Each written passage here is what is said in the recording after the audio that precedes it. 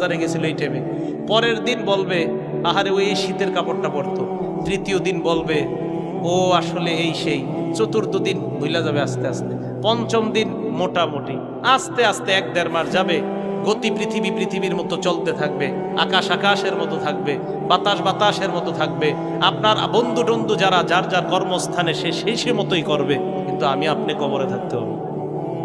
এটাই চূড়ান্ত বাস্তবতা।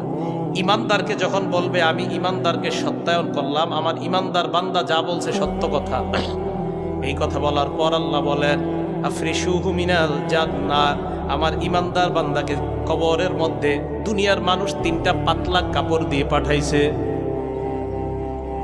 আল্লাহ বলবে আফরিশুহু মিনাল জান্নাহ, আমার বান্দার কবরে আমার বান্দার শরীরে জান্নাতের পোশাক পরায়া দাও। এরা পাতলা কাপড় দিছে, ওকে জান্নাতের পোশাক পরা